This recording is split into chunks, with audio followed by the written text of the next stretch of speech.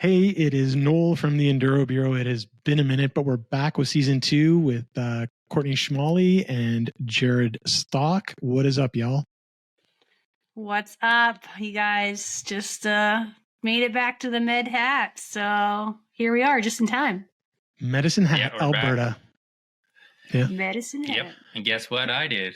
We've had this long break, and I actually remembered to charge my headphones. So I almost messaged you today, and I was like, I kind of don't want to break the streak. Yeah. You just broke it for test me to see if I was responsible enough to remember. Here we are. I did it. Also, new for season 2 is we are recording video, which I'm not going to lie, freaks me the fuck out. I do not like being on camera one bit. So, hey. But you're good at it. You do a good job. You're always on camera. I hate that shit. It shouldn't be about me. The selfie updates are a staple. No, I need to end that. I don't know. What, are you just going to get AI to do it in the future? Yeah, get an avatar. That'd be sweet. Yeah. Who would your avatar be? Who would your avatar be? I can choose anything. Like, it's not just a little cartoon character of me. Like an animal? It can be some other person. It could be an animal. It could be whatever you want. Well, sometimes when Courtney and I FaceTime, I use the giraffe avatar on the iPhone, and that always gets a good chuckle. So maybe I'd do that. Yeah. Courtney? Oh, I'm trying to think of what I would actually want to be.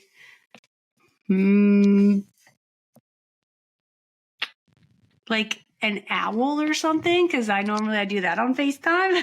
You just stole my idea. Was it? No. I think I'd be Ryan Reynolds. Oh.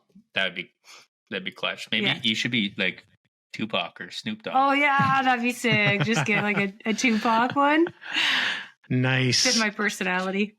So, I mean, we got a lot to talk about, a lot to catch up on, but you guys have news, and we'll get to that later. But just to like tease it out, Jared and Courtney have some big news, and I promise that as of the last time we spoke, Courtney was not pregnant. Not pregnant. Not pregnant. Verified. I can confirm.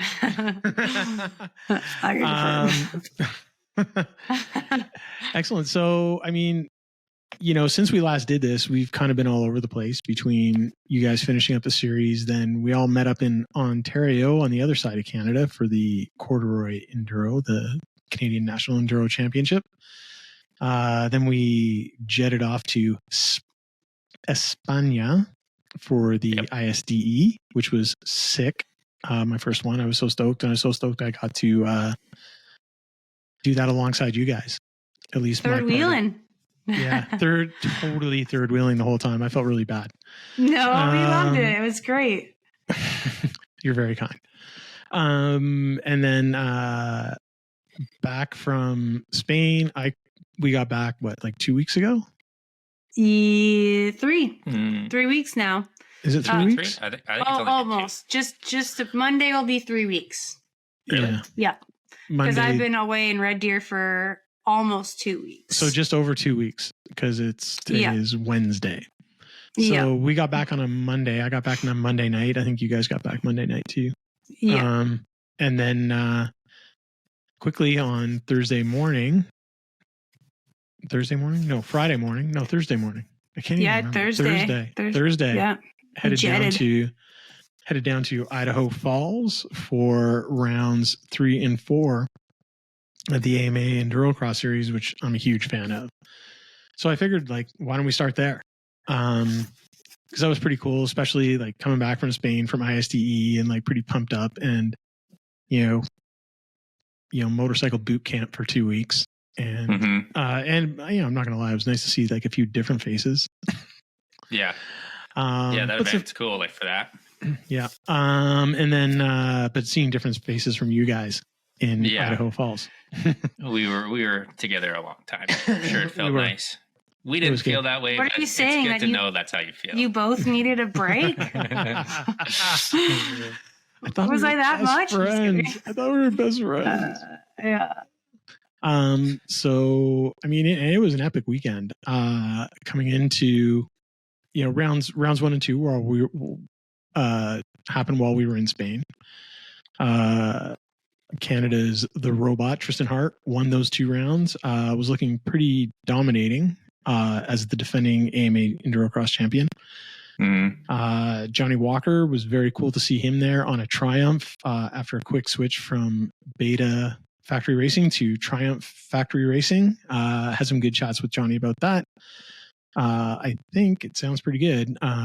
He sounds pretty keen to be on the podcast, so we'll try and entice as much of that onto the record as we can get him to talk about. That'd be fun. Huge Johnny fan. Yeah, super good guy, super great rider. And seeing that Triumph was pretty cool. It looked good. And, one of the cool things about it was that he raced it the first 2 rounds bone stock. And I think for round 3, they put an ECU on it. And then, but it was just bone stock. And it was interesting talking to him. And his plan was to go right back to the UK the Monday after Idaho Falls. He stuck around, as it turns out. He was doing some riding in Arizona.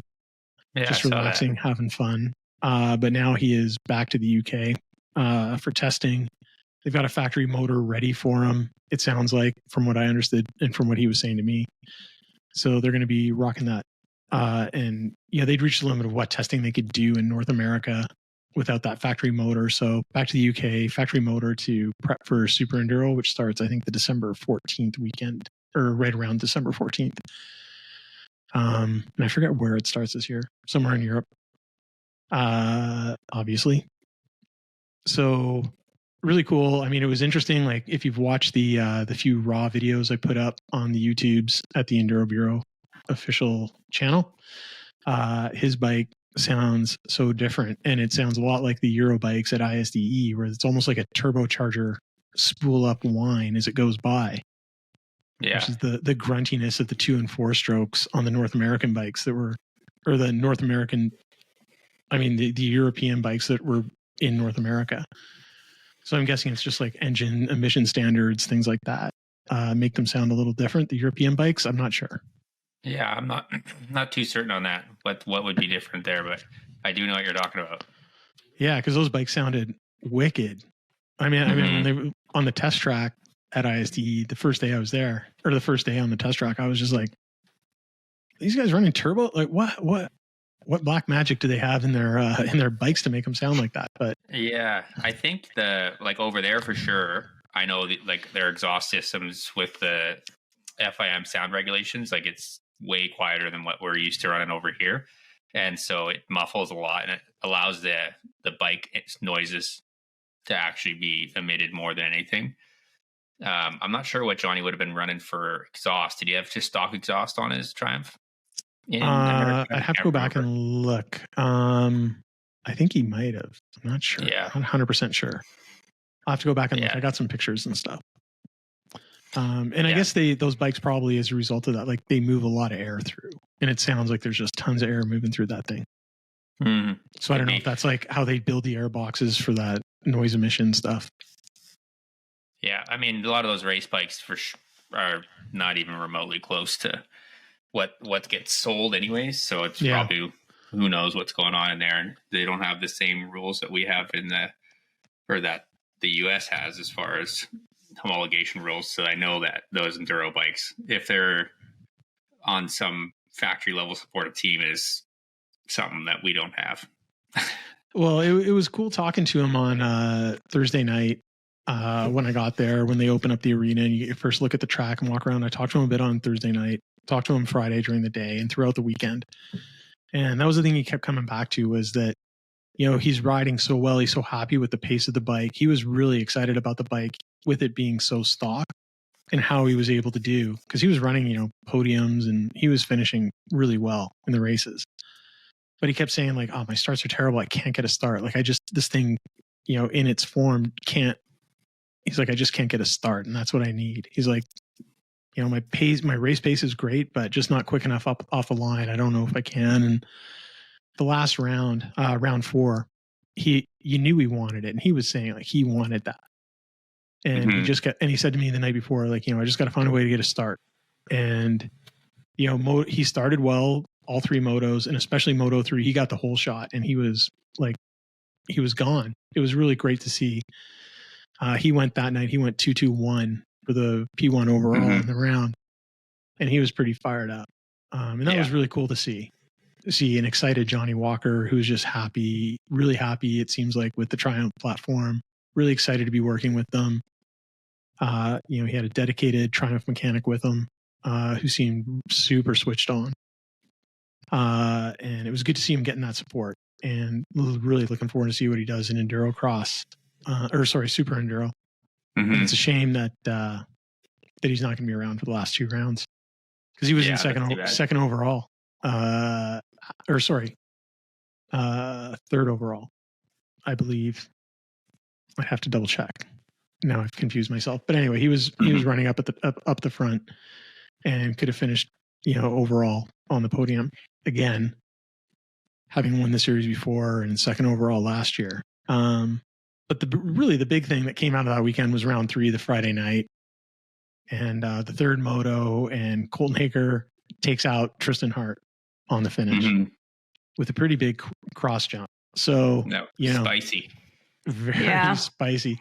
And it was interesting, like in the crowd, crowd went crazy. And the number of people who were just so fired up and saying, like, this is amazing for the sport. This is what the sport kind of exposure, we're going to get from this. People were fired up. It was cool. I guess kind of like fighting in hockey is kind of awesome, but it's kind of not the sport. So, but if you're in Endurocross's position or anything enduro in North America, you'll take all the public. There is no such thing as bad publicity. Yeah, for sure. So that thing was shared pretty wildly across the internet. So I'm sure it got some eyeballs. Sure did. I haven't looked to see like what my angle video of it was, but I think the last time I checked, it was like 40,000 plays or something like that. Yeah. That's wild. Yeah, I mean, for me, that's a lot. Yeah, for sure. So I don't know, to me, when I look at it, and I've stepped through it in slow motion, and, my first impressions when it happened, I was like, oh, holy crap, that just happened. But I didn't think, I couldn't really see. I was like, I know he cross jumped, but I didn't know how bad it was. And I almost thought, and a lot of people thought, he just kind of whipped a little, and that he was just a little too far. He'd come from rider's left to rider's right, and he'd thrown a little bit of a whip over the finish because he's winning the round. He's super stoked. He's back in the fight for the overall, which he wants desperately. If he wins this season, that'll be his 6th championship, which will be an all-time record in in Endurocross. So he wants it bad. Yeah. And he's an intense dude, and so is Tristan, obviously. Both hyper competitive guys. And then and it's funny because standing around the finish, around the podium, there was a lot of discussions going on. The brands were interested in what had happened. The AMA official was interested in what had happened, because where it happened, a lot of people, like, especially from the mechanics and at that end of the arena where all the mechanics were and the team personnel, they couldn't see it because it happened on the other side of the finish line jump. So the first angles they looked at were from, I think, the cameraman who was shooting for Endurocross, who was like right there, kind of where they landed. And that angle was so good, but you couldn't quite see like how far Colton came across. But everyone's looking at it, and I'm trying to look at mine, and I don't have my glasses on, and we're looking at it. Everyone's sort of saying like, yeah, racing incident, like, yeah, maybe through a whip, not ideal, but, Tristan seems like he's not hurt. Like, okay. And Tristan was super fucking pissed. Like, for sure. Super fucking pissed. So when I went back and I looked at it that night, I was like, man, like, was it really just like a racing incident? And I start stepping through it slow-mo, and I guess in the lead up, so Colton won the night before. If he won that night, he was tied with Tristan, and, with momentum. You don't want to give Colton Haker momentum. He thrives off momentum and intensity, and the loudness of the crowd. It was his home state race. And, one thing I learned last year from following and covering Endurocross is momentum means a lot in that sport, or in that niche. And so I look at it, and on that final lap, Tristan had actually passed Colton like right by where I was standing in the rock pile. got by him just heading into the rock pile, which had been really tricky for everybody all weekend, and especially on the Saturday night in round 4. And Tristan then bobbles in the rocks right around the apex of the corner. Colton gets around him and gets the win. But what you see when you watch my angle and you slow it down, even at full speed, you can see as Colton comes off the lip, he's, a little bit rider's left of center. He's like kind of halfway between center and left edge of the track. Spencer Wilton has rolled over the finish on the left side, and he's getting way the hell off the left. So he's out of play, not even close to the action, ahead of those two guys. And as Colton comes off the lip, he's looking over his right shoulder, and he's spotting Tristan the whole way, and just comes right across from where he left the lip, almost all the way. Like, he left Tristan zero, as it turns out, like basically zero room. You can see in the video too, especially from my angle, and then also from the Endurocross angle, maybe a little better. You see Tristan stays very straight. His front wheel does turn left a little bit. I don't know if that's a reaction, like a natural reaction. Jared, you can maybe talk to that, if that's like a preemptive, like, oh my God, he's coming on me, and just trying to get yourself set up for a hit. Yeah, that's essentially what I would have done as well. Like, as when you see something like that happen in midair, your natural instincts of your body tend to try to get away, and the bike towards it. So yeah, there's really nothing you can do in that scenario. But I haven't watched it back too many times to kind of analyze if there is any sort of intentionality there, and I can't imagine that there's any sort of brutal intent. Something like that could end terribly for both riders. And and so when I first saw it, I was like, I just thought maybe it was an error on Colton's part to whatever. And who knows? Like, the thing is, I never seen the flip side of the jump to see the lead up to that and how that played out. And I know they were still battling and quite close, and could have drifted wide, not knowing how close he was to maybe protect that outside from a last minute pass, and that carry that momentum in the heat of the moment. It's kind of my assumption of what probably happened in just how it would have played out by trying to protect that line, getting on the gas, and just carrying that momentum across the side like that. Take a bit risky, but trying to protect that win, I'm assuming is what happened. And just what happened was the consequences of all that coming together. And yeah, certainly I don't think there's any intentional actions to it. And and why I say that, I think, is when I see them land and it rides away and then immediately turns around, and I'm not sure what was exchanged in that conversation. Like, you can see it didn't look necessarily like a, hey, I'm sorry type of conversation. It was no, it was not. It was a bit, yeah. So like, I was like, oh, he's just turning back to check on him, and that things were like instantly heated. So, and I think they know each other pretty well, and so there's that aspect of it where whether he's just trying to, like, if he knew, because like from what the races I've done with Tristan, and I know Tristan can get fired up real quick over way smaller things, and because he's a super competitive guy, and that's got him to where he is. And so I knew he'd be super, like, if it were me, if that happened, I would have turned around also, like, immediately and just went back to make sure there was no harm, no foul kind of thing, if it was in fact a mistake on my end. But I would love to have been inside of that conversation to see kind of what the first exchange of words were, and then obviously I think I can picture what Tristan was saying. So from my perspective, my take was that, and I don't know Colton well, I don't know Tristan that well either, obviously, but I know them each a bit, and kind of starting to understand how they compete individually and what that can mean when, people with similar intensity can come together.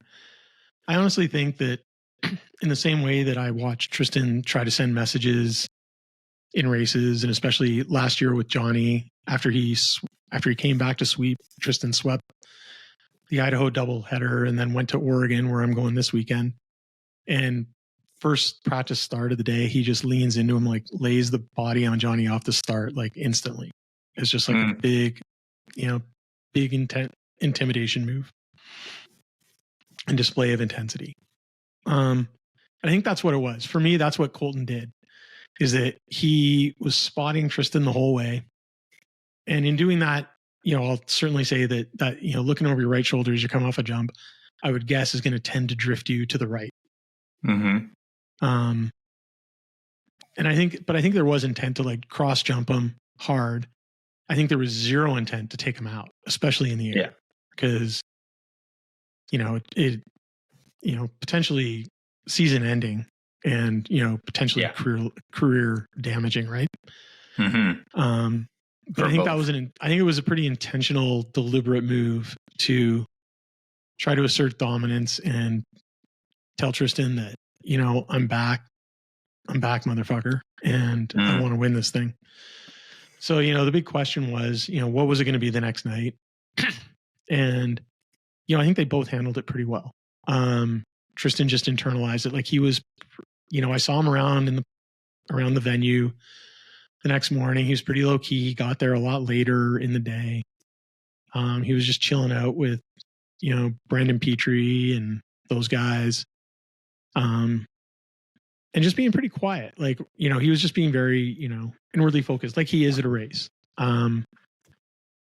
So, and I was just like, he's channeling that. And, I did a little interview with him, and he was just basically, his comment really was, it was funny because I asked him for the interview and he wasn't sure if he wanted to do it. And, but then he's like, okay, what do you want to talk about? I was like, I'm not going to ask you about the drama. He's like, all right, let's do it. And then he proceeded to talk about the drama. And afterwards I was like, what the fuck? Yeah. He's like, well, he did it in a everybody's wondering, right? And yeah. And that's what he said. Yeah. He's like, I figured I might as well address it. I was like, okay. Yeah. Whatever. and his message was like, we talked. We ended up talking later that night. Yeah. He thinks that basically like he thinks he did the right thing. Colton thinks that, he's not in the wrong. I think he's in the wrong. We, obviously we're going to disagree. And you know what? I owe him one. And I was like, that was pretty sick. I was like, all right. Mm-hmm. So when does that one come? And it certainly didn't come in round 4. Yeah. I think he's keeping that in his hip pocket in reserve for when he needs it. And he's not going to feel bad about T-boning him in a corner or like, whatever he needs to do. Right. And he'll just be there if he needs it. He may not need it. I mean, his points lead now is substantial. I think as long as he finishes no worse than 3rd in the last 2 rounds, he's got this thing sewn up. And he can probably finish like 4th and 3rd in the last 2 rounds and still be okay. I think math is super hard for me. It's been a few days since I looked at what the differential was. But anyway, it should be really fun in in Oregon this weekend. I'm driving down tomorrow. So just going to split up the drive. Tomorrow, Thursday already? Thursday, yeah. Crazy. So I drive down to Coeur d'Alene or Spokane or something, stay the night. Mrs. Enduro Bureau management Jody is coming with me. So nice. No way. Yeah, it's going to be sick. I'm pretty excited for her to see the race. I was like, Redmond's a nice town. You might want to drive down to Bend like Saturday and be busy all day, like leading up to the night show. Because this will be her first time traveling with you to an event? Yeah. Awesome. Yeah. That'll be fun. She came to the Triple Crown National here in Calgary this summer. We went to that for most of the day, but then my purpose in being there was to watch Tyler and Lexi. And once Tyler went out with the concussion, I was like, oh, we don't have to hang around here. And, Yeah. So we didn't stay too long, but I'm excited for her to see Endurocross. And, she's heard me talk about the personalities and, the soap opera dramas and all that stuff. Yeah. So that'll be fun. But I think, like Tristan's going to be highly motivated. I know Colton's going to be highly motivated. Even if maybe winning the series this year isn't in the cards for Colton, I think it's important for him to go out strong. It seems, I haven't heard anything official. It seems like, he's certainly done racing hard enduro with Husqvarna. I suspect that, I'll try and find out more, but my gut feeling is that this is, the end of the line for him with Husky, just based on some things I've heard. Just even in terms of like personnel movement behind the scenes there. So, I think it means a lot. It'd mean a lot to him to go out winning, and even like watching with the hard enduros this summer that I went to. It was clear that hard enduro was not really where his heart was this year, but in the street rhythm endurocross courses, like every round that I went to, he rode those like a demon. And I was just like, man, he's coming for endurocross. He is coming. He wants it. And there is no question that he wants it. Round 4 didn't swing his way. Tristan won the first moto, which was huge for Tristan. I was like, one of those two guys is going to win it. And, it was Tristan.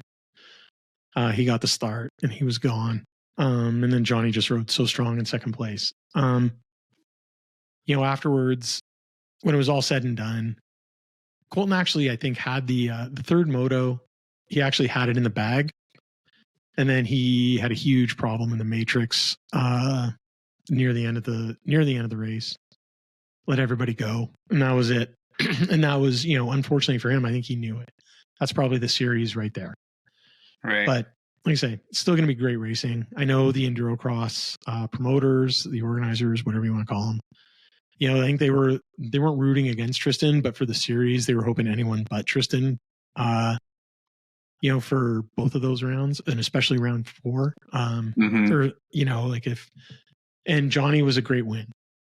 Tristan got second place, which was good enough for Tristan. And one of the things he said afterwards was that he had made a deal with himself. He never wanted to finish lower than second, and I assume he means in motos and overalls, and he's kept that alive. So, good on him. He's doing what it takes to win a series. And that would be his second series of the year, and it'd be 2 years in a row if he wins Endurocross, where he won US Hard Enduro and Endurocross. On the women's side, Shelby Turner, that was their first 2 rounds because of ISDE. They delayed the women's pro. It's only going to be 4 rounds because Rachel Goodish and Shelby Turner were in Spain.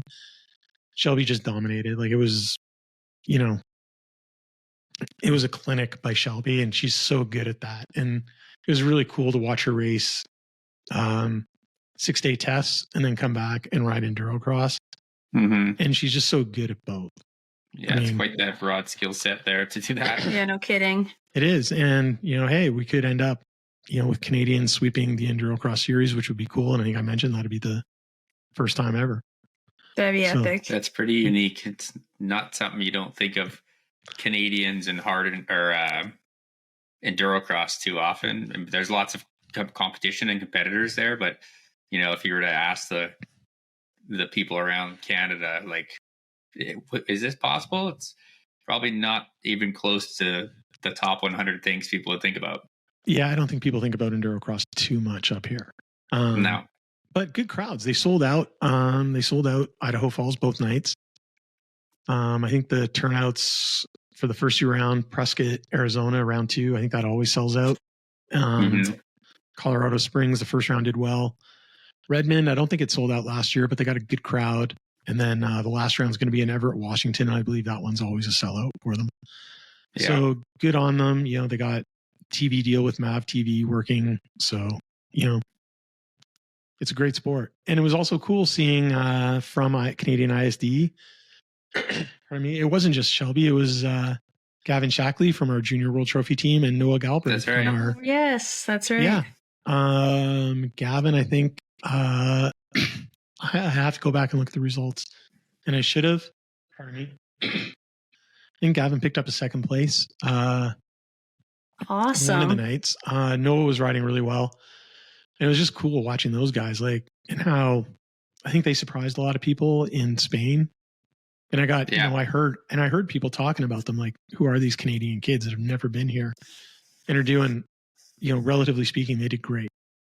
Yeah. I mean, Boston Montgomery and Gavin were like within a minute of each other, I think.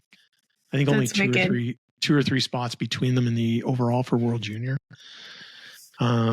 I think Owen did a pretty good job of, shepherding those guys through their first ISDE, and the whole team did a good job, yourself included there, Jared, as a support rider.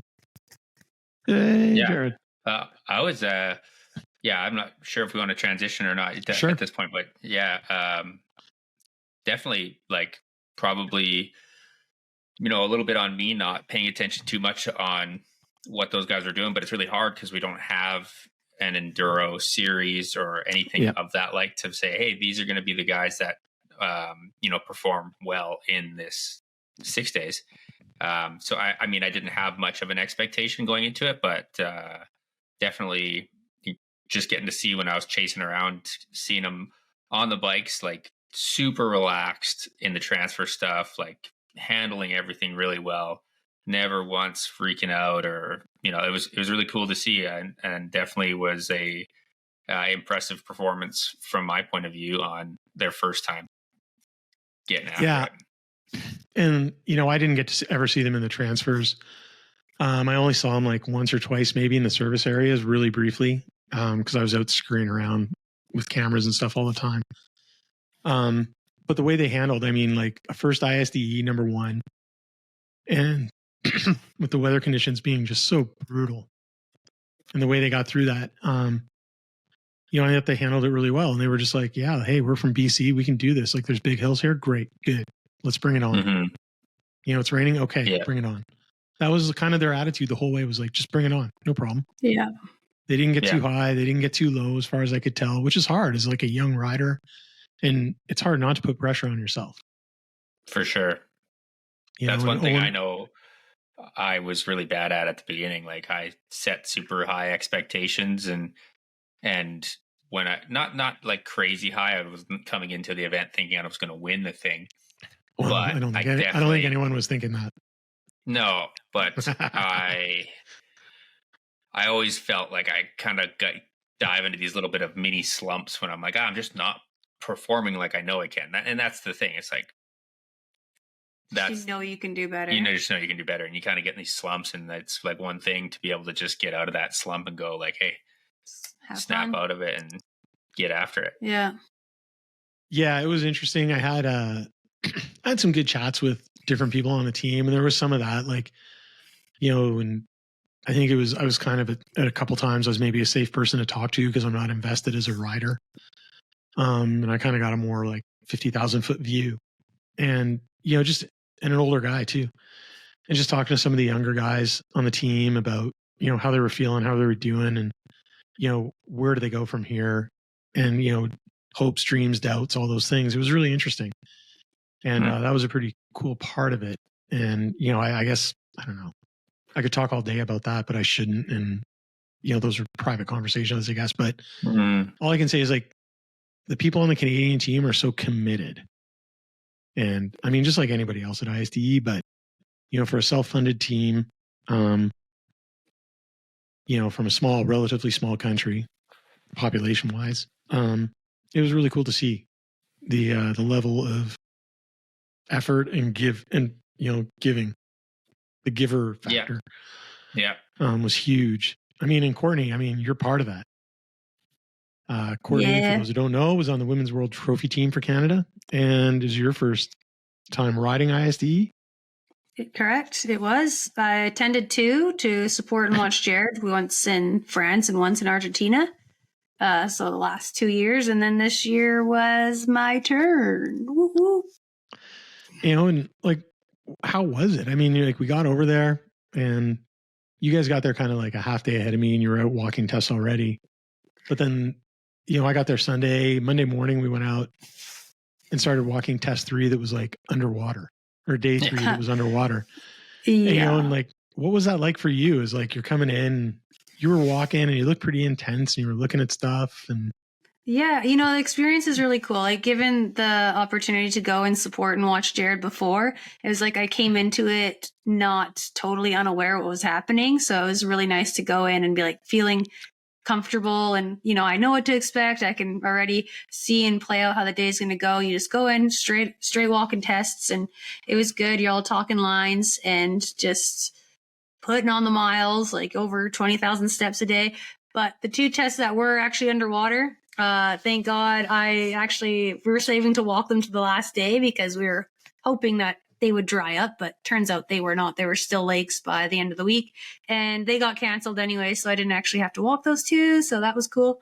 But yeah, the experience was very eye-opening, but at the same time, I was pretty fortunate enough to stay super fueled and hydrated properly, especially with the help of Trevor from Rhino Power, giving me all the support and advice for that on how to achieve that and sustain my energy. So it was really awesome that way. I didn't feel unmotivated or like I didn't want to be there. I mean, like I love riding my dirt bike. So to be on there for 8 hours a day was fun. It was a good time. It was challenging. You met so many people on the trails, the transfer sections, the bottlenecks. You're all just like in there, out there together. So it was a really cool experience.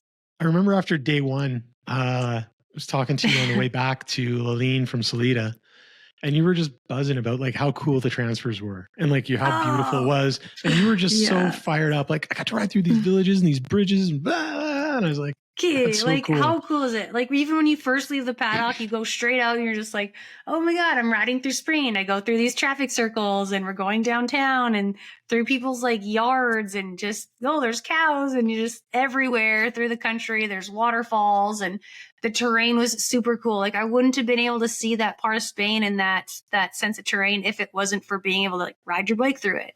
Because that was such a cool experience. And some of the transfer sections were gnarly. Like obviously it rained every day, throw rocks and steep hills. And if you got off trail, there was thorn bushes, which I still carry in my palm. I took a whole bunch of those home and I cannot get them out.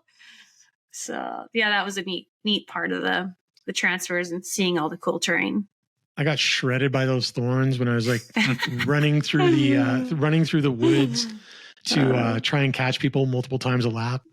Like I just got destroyed. Like I like huge cuts in my legs and arms. I was like, what is so many? I also had a delicate thorn experience. Where I was on the cross test on day 1, 2. Yeah. There's that turn I was pointing lines at, like to get when the second lap around the inside lines were gone, like unrideable. Yeah. And the outside lines were turning into garbage. And so there was like a new line kind of forming in the middle, but the only way to like point at that line from outside of the tape was to get on the inside of the corner, which was like a forest of thorn bushes. And so there's like me and like 10 other guys like shoved inside the spot for 5 people trying to take turns to help the riders with the line choice, and we're just eating thorn bushes.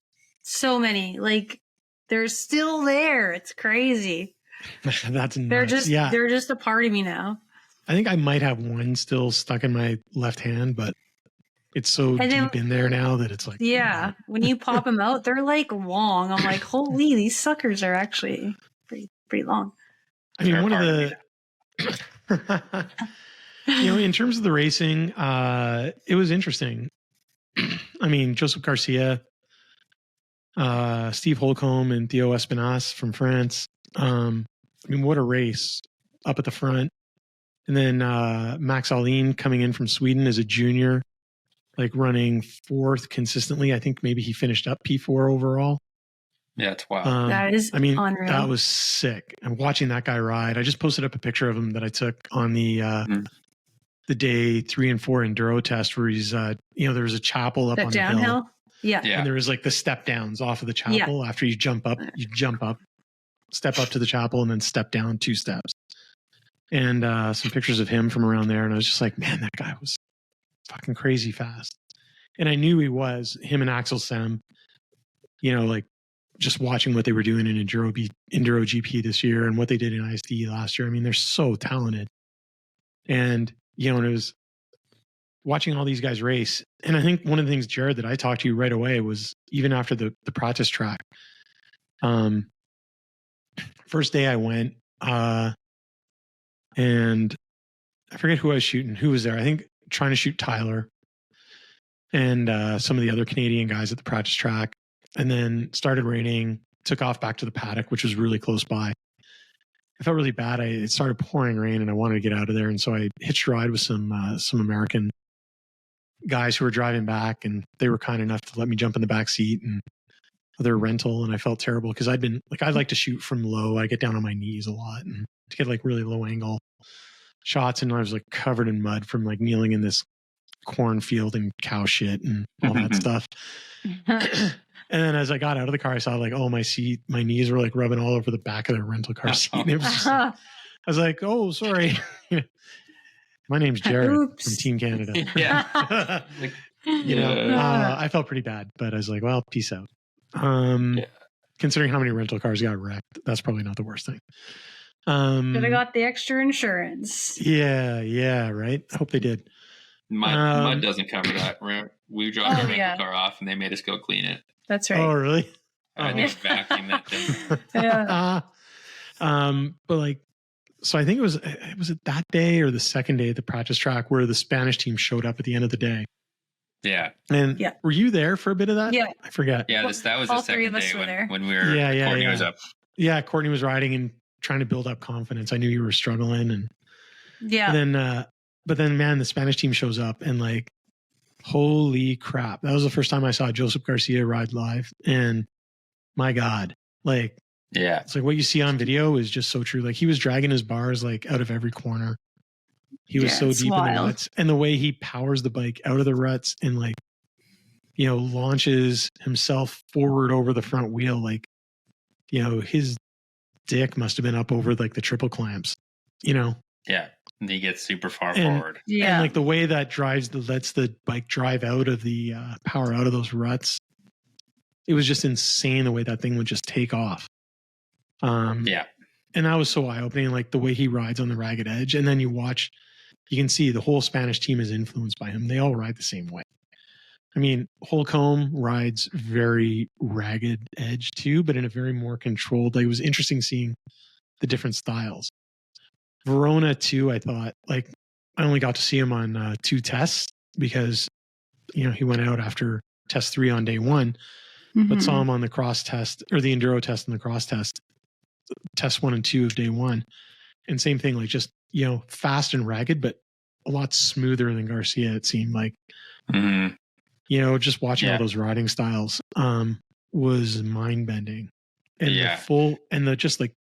the full commit was just hard. It's hard to explain, right? Like, I haven't been to a supercross. It's probably like watching those guys, like how committed they are to every movement on the bike. Yeah. But, it was just nuts. There's zero hesitation with those guys. Like this being my first 6 days that I wasn't racing and watching, in a way that I was super bummed that I wasn't out there racing. But at the same time, I took that opportunity to watch as much as I could and learn. And it's, seeing it in person versus on video and knowing what it's like to hit a section like that. There is like, they don't show it. Maybe in their heads there is, but there does not look like there's any hesitancy when you're on corner entry, corner exit, like mid corner, whatever conditions, and comparing that to us in, our team and the riders I was watching, like even Tyler, to those guys. And that's the biggest thing. It's just like a half a kilometer an hour entrance difference everywhere. Like it's almost like, I don't know if it's their ability to memorize or if it's just a familiarity with all different racing, so many enduro GPs, and that this section reminds them of that section and it kind of ties it together. But they can come into all those sections with no hesitancy, carry crazy amounts of momentum, where we're often like questioning, it looks like we're questioning our body positions are like, a little tight, what's going to happen around this, and it was crazy impressive to watch. I think on the ragged edge, but surviving. I asked you about that while we were there pretty early on. I was like, I don't expect our guys to ride like Garcia, Holcomb, those dudes, right? And some of these tests that they were riding, they had ridden before in GPs, and they knew it. Like the enduro test on days 3 and 4. Right. Perfect example. They had a lot of experience on that terrain. But one of the things I said to you, I think pretty early on day 1 or day 2 is like, like when I watch guys like, I haven't seen Tyler race much enduro. So, and he looked like he was on it and he was riding fast as hell. But again, is like, I think he got like, he was like around 10th in his class, right? In what was the E2? I believe he was sitting in 9th. 9th when he went out. Yeah. And we'll talk about that. I mean, which is insane. That's so good. And yeah, and then, but more specifically, I was sort of like, okay, like, we've talked about this before on the podcast and like using guys like Phil and you and Owen, guys who've raced both coasts and raced against each other as like baselines to assess Canadian enduro talent. And where people are relative, like whether they're racing on FMSQ, racing SOR, racing off-road Ontario, whatever, racing out west. And I just, one of the things like I spotted right away was like, it's like, man, Phil and Alex look so tentative around the corners, and it was wet and it was all these things.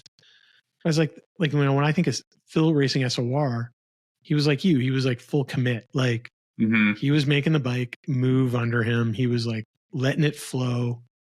And he was really, riding close to the edge. Maybe not to the same extent as someone like Garcia. I mean, Garcia's like, again, not everybody's fucking Pele or Wayne Gretzky. Yeah. But, and I remember saying that to you. I was like, what is it? Is it like a mental thing? Like with some of the Canadian riders where it's like, okay, this is a 6-day race. I got to like ease off to get through it. Cause like, I think I described it like Phil's lean angle at SOR, like corner angle would be like this, but at ISDE was like this. Right. Yeah.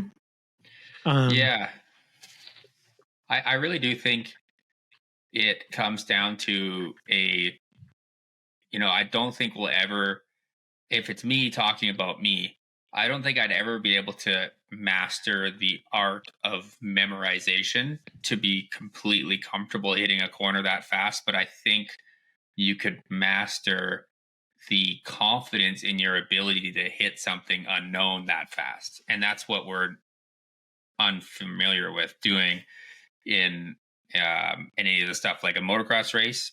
You can see it and for sure riders like myself and Tyler, if we duplicate a test and we have to ride the test more than once, every time we ride it we get faster. And so in that motocross background, we can go to a track, we do a 3-4 lap practice warm up, and then every time we hit it faster and faster and faster and faster. So it's that confidence in the unknown, I guess, coming into these things. And when I was watching Tyler hit some of the sections, especially in that enduro test where we could actually see a lot of the test, there were sections that he hit just as fast as the top guys. Yep. And some really risky stuff.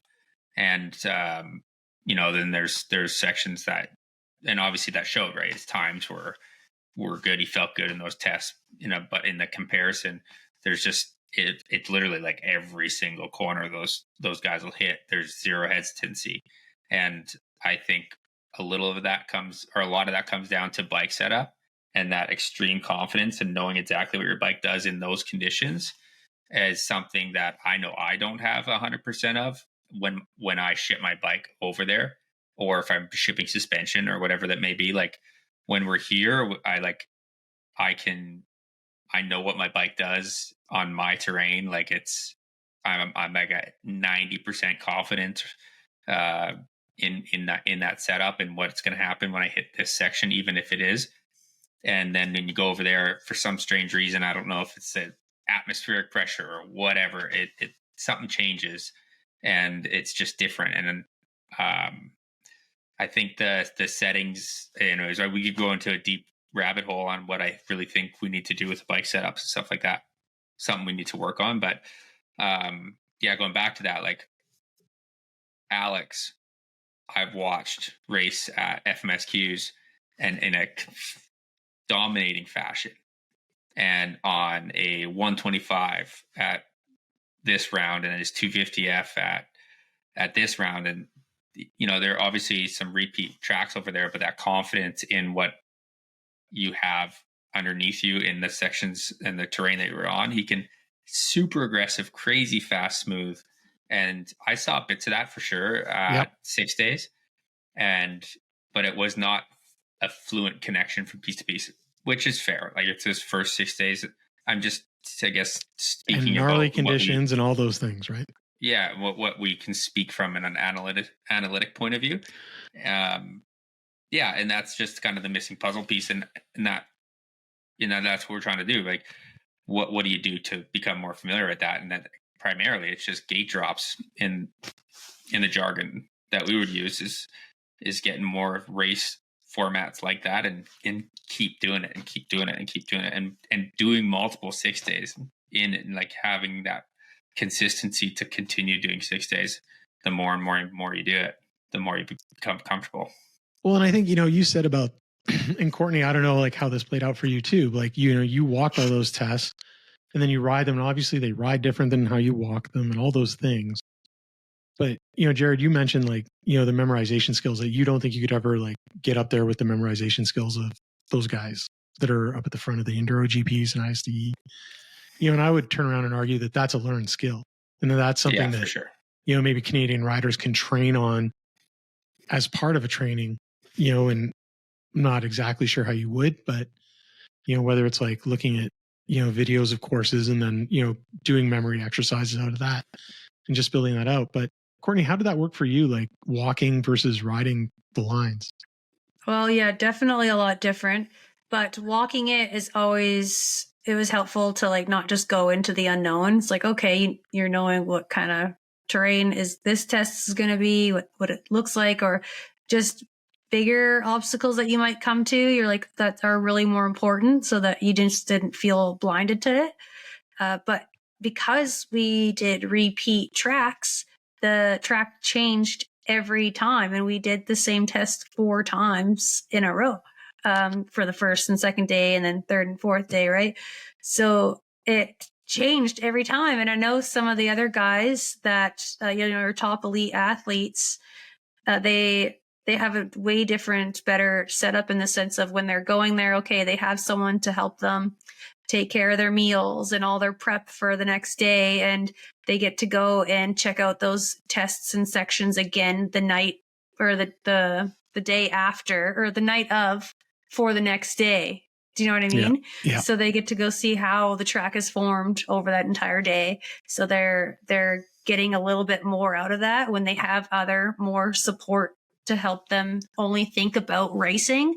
So I think if that's another thing to implement here in Canada, is having the chance to just focus on the race. And then, we have so many different things that you have to do after the race. Okay, you finish your day, you come back, go eat. Now let's go home and prep everything else we need to do, whether that's laundry, go find some food somewhere, sit in a restaurant, takes hours or whatever, and prep your bags. You're not getting a massage. You're not getting a massage, as nice as that would be, but it's just a different focus. It's a different game. You have so many more variables than they do. So there's definitely an advantage to having that. Definitely. That's a good point. Like we talked about that a lot, like even like through the watching Instagram videos and then seeing Holcomb kind of doing his his wrap ups, and he's like, like, good day. We're gonna, get off the bike here. We're gonna go grab some food. We're gonna head out, check out the test sections again tonight. Yeah. And I was like, oh, that's sweet. Like in my 6 days racing and with Courtney too, we were lucky to get in bed by midnight. By the time we got food, figured out where we're gonna go for, this restaurant, and we had that pretty dialed. But you get there, you get out of there at 8:00, 8:30.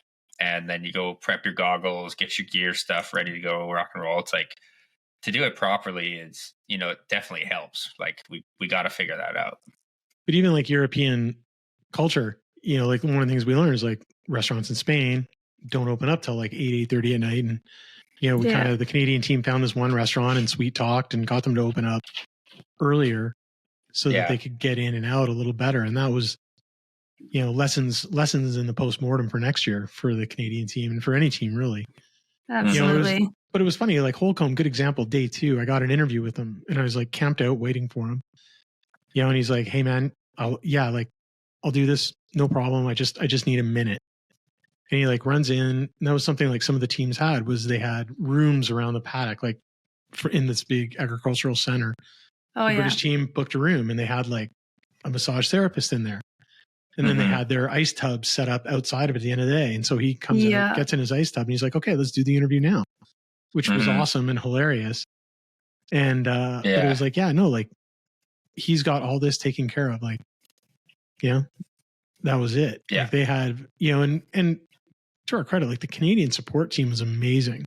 For people who are not professionally in the industry, you know, I think they excelled.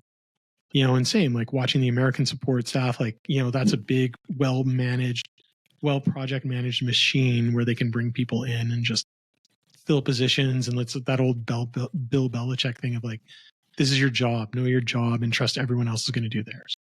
You know, the other thing, I guess, just going back to something you said, Jared, about like getting to watch those guys and kind of learn. It's funny. So I interviewed Andrea Verona on day 3, you know, after he'd gone out at the enduro test. I saw him walking around, and he was out there all week pointing lines. And if you watch his YouTube channel, you can see his daily video from each day, and he's out there like running around and talking with the team and helping the team out. And, you know, the Italians sure had a tough time. But, you know, it was cool. And talking to him, he said almost exactly what you said. You know, I just said, like, you know, obviously you're disappointed.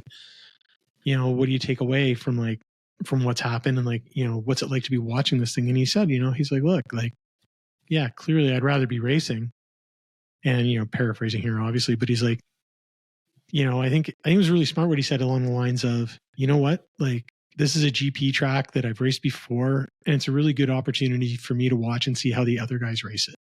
He's like, I never get to see that and see how like my teammates race it, to see how the other guys from, you know, the other countries race it. He's like, I'm learning a lot, and it's a good opportunity for me. Yeah. And definitely. At first I thought that was a politically correct thing for him to say, but, you know, listening to what you said, Jared, earlier about that, you know, I'm like, you know what, that probably rang really true. In fact, it does, like big time. Like like I said, I'm not stoked I wasn't racing, but I'm really happy that I got to witness all that magical things happen. Yeah, my best corner was the corner that you picked out. Yeah. Take that line. That was awesome. Like, can you just be at every spot on the track? Yeah, we need 75 line pointers to come over next year. But that's it. But I mean, even the Australians, I don't know if you noticed these guys, Jared, but there's a couple of young guys with the Australian team who were everywhere on the track all day. They were like test to test, and at each test they were everywhere. These 2 young guys, and they were like covered in mud, like pigs, like they'd been swilling in the mud. And they were doing whatever it took to get there, to point those lines and screaming. And like, you know, I want to reach out to like Taylor and Angus and, you know, Josh Strang, like figure out who those kids were, because, and just say like, they were awesome. They were like force multipliers. And, you know, I know we talked about that after, like, how do we train our support staff and like family that's coming over to be able to like watch lines, watch where people are pointing lines, see how those lines are developing as the Canadians get to them, and be able to point a good option. Yeah. You know, that's that was probably some of the most fun I had at 6 days. Yeah. Was that job. And you had the story, of how you kind of like manipulated the other teams into building a line for you. Yeah. And not in a bad way. But like, it's kind of funny. So the top few guys, like the trophy, the World Trophy team and the Junior Trophy team, basically got the best line that was available as it was forming. So the top, however many overall that would be, but you know, they all got to pretty much the cream of the crop on those line choices. Yeah, so I top 50, 60 guys. Yeah, I was able to just sit there and keep the same line throughout the whole those, and then it got a little bit trickier as the Women World Trophy started rolling through.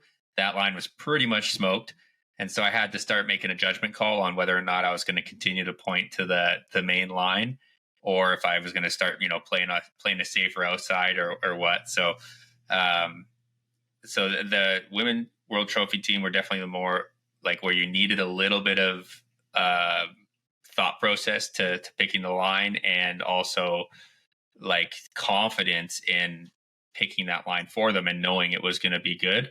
And so pretty much every time it was split between the three women trophy, whether or not like I split the line after like Shelby would go through, or if I'd get them all through that same line, but it was pretty smoked by then. So I would just choose line A or B at that point. But as the rest of the riders come through, because I stuck around for all the Canadians to come through. And so we had a vet club team, we had a normal club team, and then the women's club team as well. And so by that point, there is no good line. There's crisscross, left, right. It's all destroyed.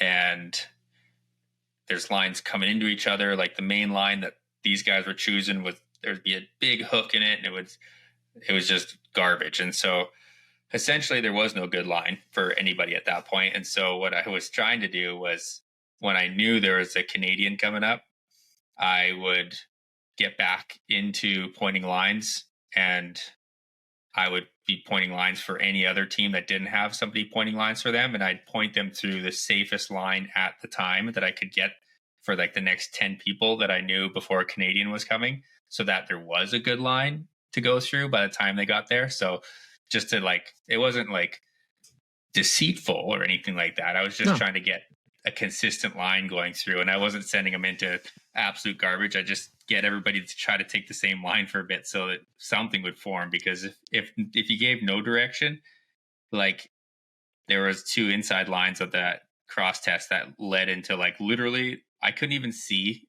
what the exit looked like. It wasn't a mud hole anymore.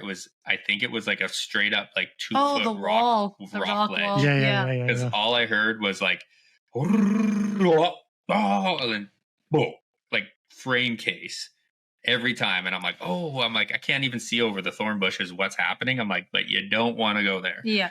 And so like there'd be some people like coming around in whatever country, and there's by the time like club comes around, nobody's sitting there pointing lines anymore. There's, when the trophies are there, there's like probably 30 of us sitting in a line waiting for, where to choose. But by the time club comes around, there's like you and a couple of Americans.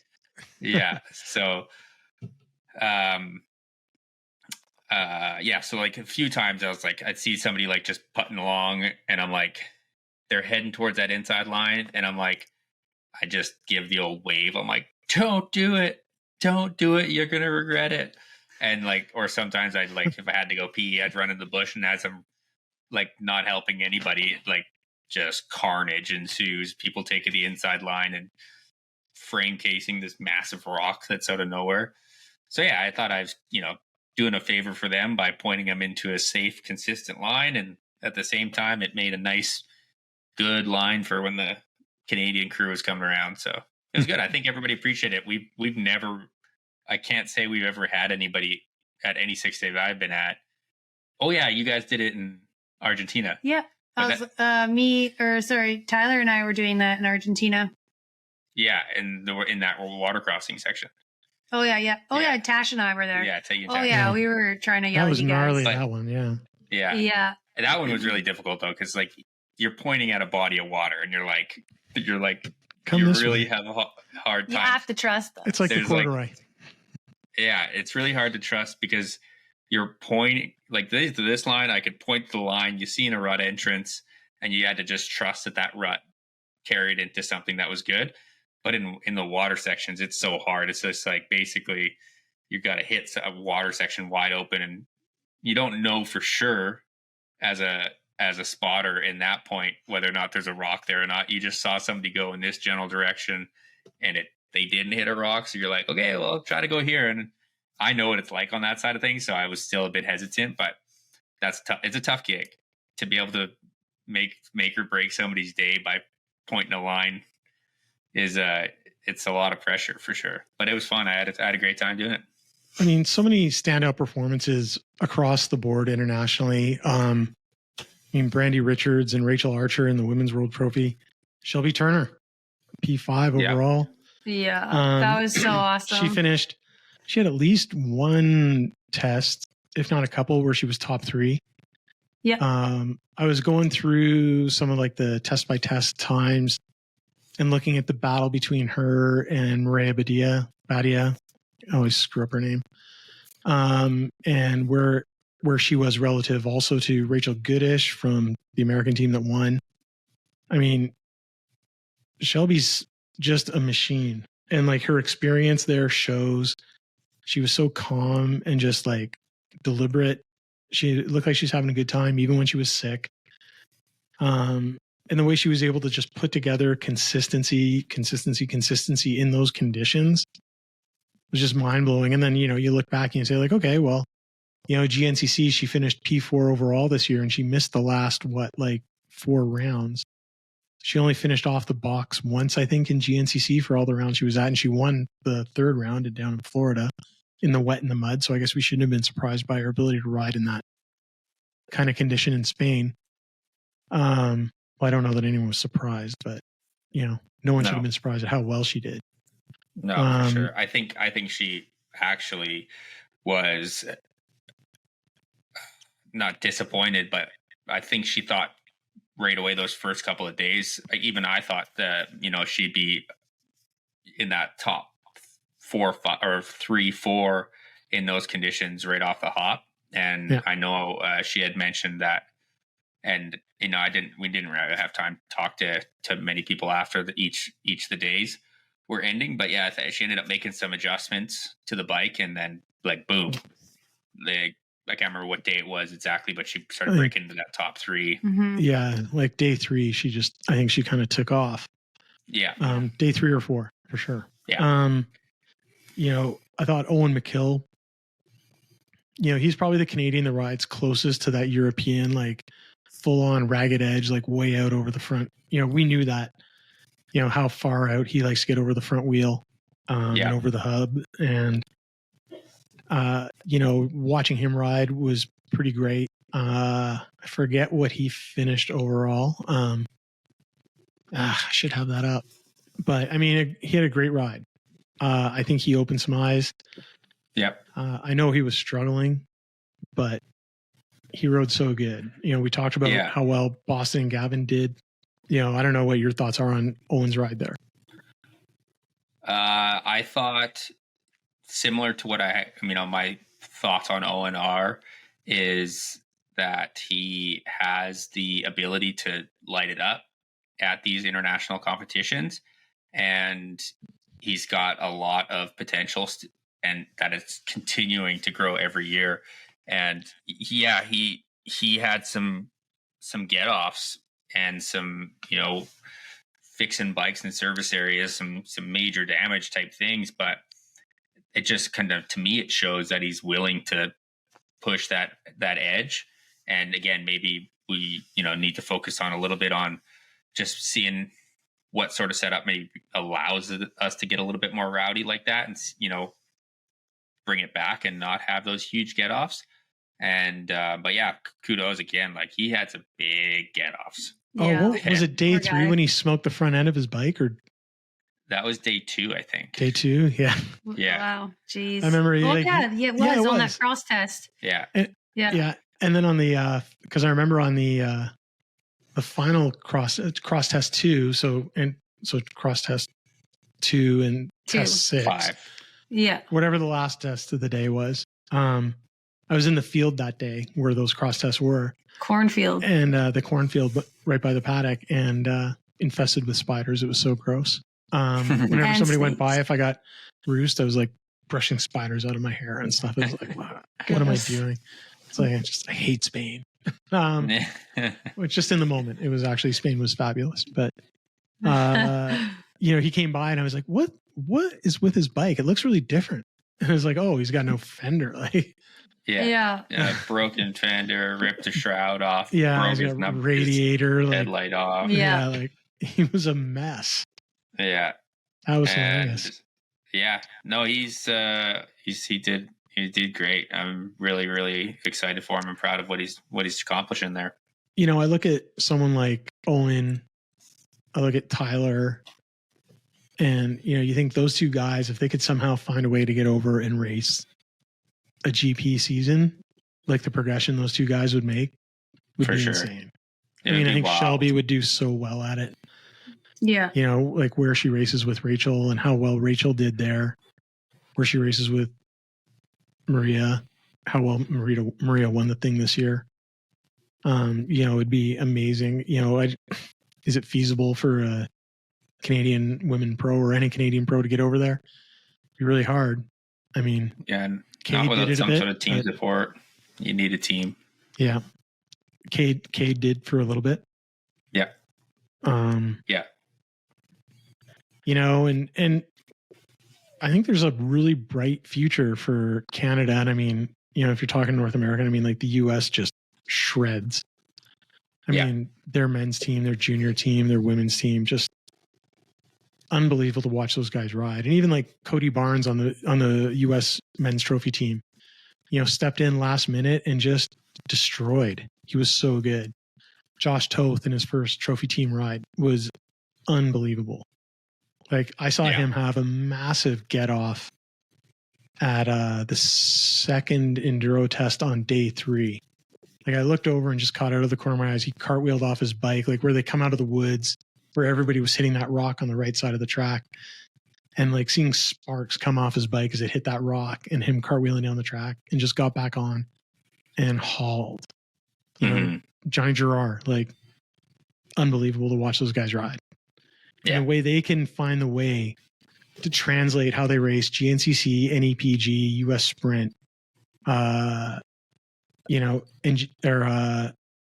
NGPC, and how they translate that to Dante Oliveira, Mateo Oliveira, Grant Davies on GNCC, and how they translate that to test racing. Like, there's got to be something there that we can learn from. Definitely. It's just how do we learn from that? How do we apply it? And I guess that's where we put on our analyst hats over the winter. And I know you've got some things up your sleeve that you're thinking about and working on it. Yeah, and that I want to contribute to any way I can. But I mean the future. Again, like coming back to Noah and Gavin and Boston, those guys did amazing, and I hope we see them come back, and I hope we see. And even, you can see the tradition of riding in Canada, like the vets club team, they won. Jeff, Guy, Mark, like they were on it. That was awesome. They were on it. The women's club, P3, an amazing ride. Melly, MC, and Kathleen, great rides. But it was interesting. Melly like talked to me, I think it was maybe on after day 2 or day 3.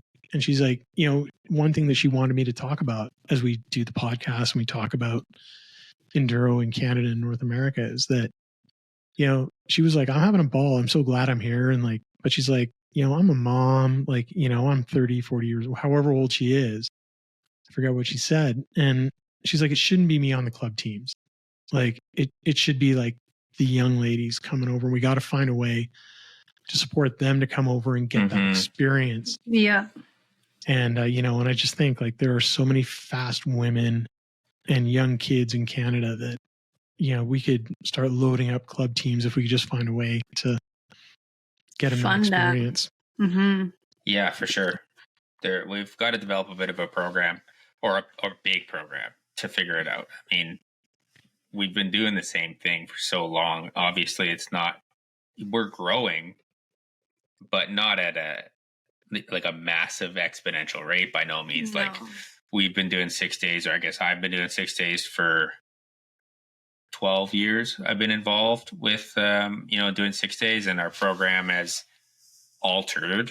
But as far as rider support, rider development, stuff like that, is something we need to take upon ourselves and build that so that, when people enter this and they catch wind of it and they enter it, it's got to be solid and it's got to be consistent and affordable and attractive for us to want to continue bringing talent to the table here. And then that's the biggest thing is like, even the biggest talents that we have, it has to be a unique person that says, yeah, like Tyler, like big talent. He just loves it so much. He wants to keep coming back and doing it. But if it came down to dollars and cents, obviously it doesn't make dollars and cents. It's a big expense type deal. And that's probably one of the biggest things that fears off our ability to start a development program through younger riders coming. And, it's like, I don't even know. I know how I've pulled it off financially, and it's not good. It's not good for me. It's not good for my financial future. Have you really pulled it off financially? No, no, it's not. Yeah. But like, it's just, I don't know. There's very many people like me that are willing to like live the life that we live in order to live the life we live. You know what I mean? Yep. So, it's just, we got to broaden that's the umbrella or the net through a program that allows some more consistency for sure. And, and on not just on the rider side, I think, what I saw happening in Spain on the Canadian team was remarkable. Like in terms of people pulling together that didn't know each other and committing to the support role when they were really just there to support their rider. They were there for them. And the way everyone pulled together to support the team, and then you compare and contrast that. I think that's like how you start and you build to something like what Antti has built on the US side, where it's just this project binder or spreadsheet he hauls out. He's already probably looking at it and he's like, I am now 50 weeks out from, well, less than 50 weeks. He's probably like 40 weeks out or something from ISDE Italy. And he's like, okay, well, in this week we need this done. And this is how we do it. And, I know I'll have these people or these roles filled, and all those things. And having someone like, Carla Carey came over and jumped in and really helped out and like learned a lot. Mm-hmm. I know Renee Turner, Shelby's mom, was so engaged and like helping. She's always so awesome. Having a guy like Mike Ellis there and Michelle and all these people, and I think that's where,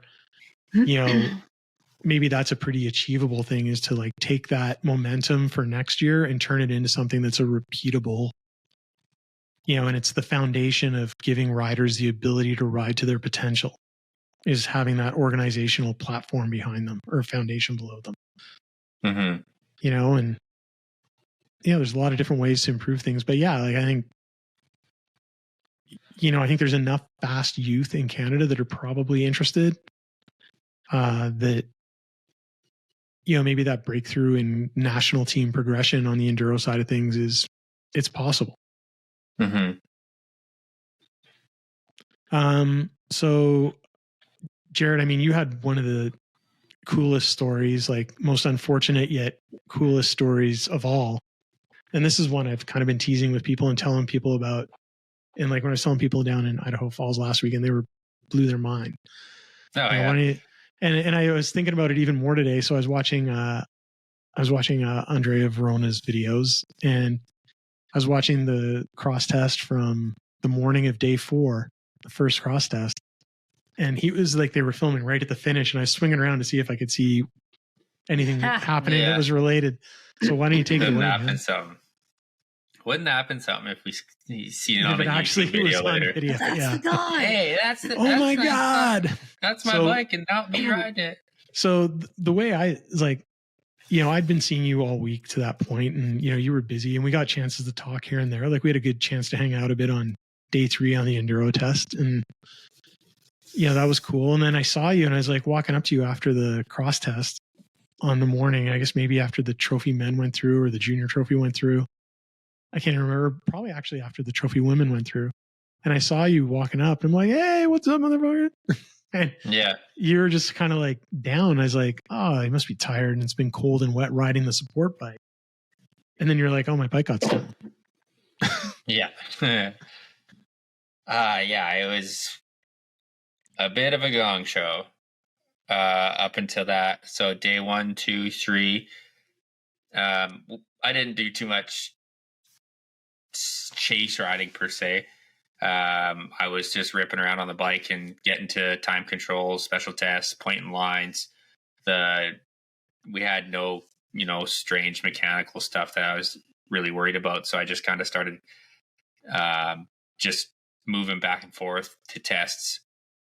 And so, yeah, that program was working out pretty successfully. It was my first time doing that. So I was kind of learning on the fly and showed up, and, there's 25 support bikes parked in a row or whatever. So just kind of got in the swing of things. And I was a little uneasy with the whole thing because of the bikes that were stolen from the paddock. Yeah, the first night the bikes were uncrated, and before the race even started, an American club bike and 2 Spanish team bikes got stolen. Yeah, exactly. And so I was a bit nervous, and actually, I guess that kind of ties in. So the day one, 6:30 in the morning, we're having breakfast in the room, and I think it was either, I can't remember if it was the night before or the morning of, but either or.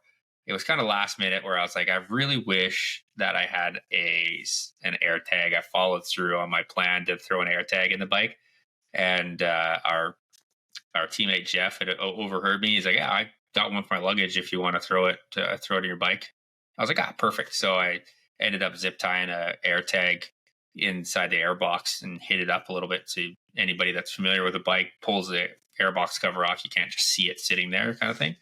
So peace of mind, threw that in there, and then did day one, day two, and those areas are packed full of people like that. North, or I guess I don't know what direction, but up the road from the service area, there's hundreds of people everywhere, and so but tons of support bikes parked, and I just parked my bike with them, and the odd time there'd be a crowd of people around the bike looking at it, and I don't know why, but there just seemed to be in awe of whether it was a North American model bike. I don't know, but I definitely had some uneasy feelings here and there, and I always was like double checking my location and looking over my shoulder. And I guess as the days went on, day 3 was the same as day 4, so I went to the same test, parked my bike in the same spot at the end of the cross test finish, which again is plain sight, plain view of everybody there. And you were like 20 yards away or so from the end of the cross test finish or something. I was like at the cross test finish, yeah. right there. Yeah, right there. Not even not far at all. Like right where everybody pulls over to get your hydration bags back and everything. And so, I parked there because I was going to go up to the time control, which was not that far up the road, like literally like 50 steps to the time control. So I went up there to greet the riders and inform them of any track changes for the tests, and then came back down to help with the bag transfer of giving people their bags back once they get off the special test. And so at that point, like trophy guys came through, junior trophy. So at this point, I think I'm sitting within literally 10 feet of my bike, and I just hadn't really looked. There was cars parked everywhere at that point, so I wasn't really looking.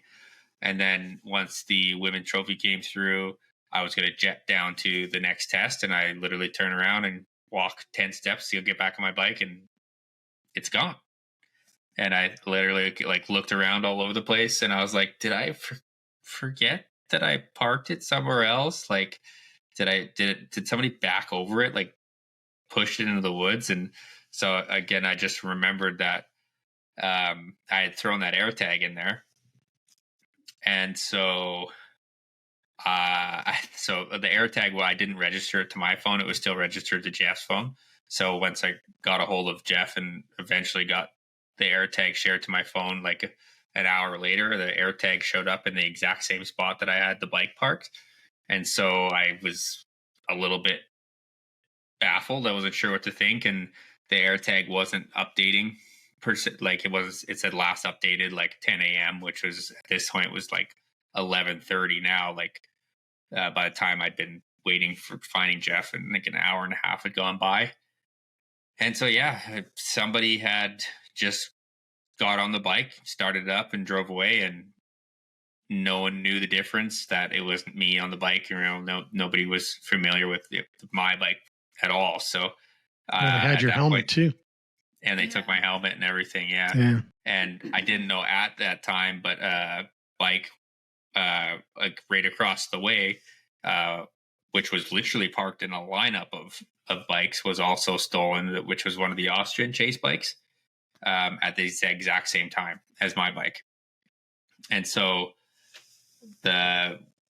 we had to go file a police report, and that's how I ended up figuring out that a bike was stolen from the same place at the same time. As I ran into the guy filing a police report at the local police station in Laline, and the FIM had sent a translator with me so that we could get that first initial report done with somebody who could speak Spanish, which was really nice.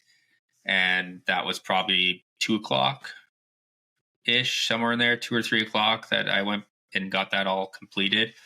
And then I went back to the paddock and just helped the team finish up the day. And at that point, we were kind of, the air tag still was showing the exact same location where I parked the bike. So we either assumed that these were like super professional criminals and were able to block the air tag signal, or they detected it and took the battery out or something like that. I was unfamiliar with how air tags work, so I just wasn't sure what was going on. And so at around 8 o'clock at night, we were at the restaurant. Yeah. Somewhere in there. And pizza place. We were sitting at the pizza place, and I literally was about to take my first bite of pizza, and Jeff's daughter runs across the restaurant and says, "Hey, like the air tag's moving." And I was like, no effing way. Like, so I look at my phone real quick and open up my, the air tag location, and it's literally driving right by our hotel, which is like 10 minutes away from where this restaurant was. And so I like instantly freak out. I felt like Jerry Maguire standing up in the restaurant. I was like, "Who's coming with me? Let's go get it." And everybody's like, and then eventually I just freaked everybody out. I was like, cause like, they're literally like, as far as the AirTags update location and time, like this thing's like 2 minutes drive away. And so a few of us get in the rental car, and I start pinning it towards the location of the AirTag. And we end up at the AirTag the last time it grabbed a signal, because it needs to be within 30 meters or whatever the distance is of an iPhone to send a location. And we get to this house, and it's literally showing up at this house, and a white van is literally just backed into the garage of this place, and there's 4 of us like sitting at the yard, like, dude, what do we do? Do we jump this place?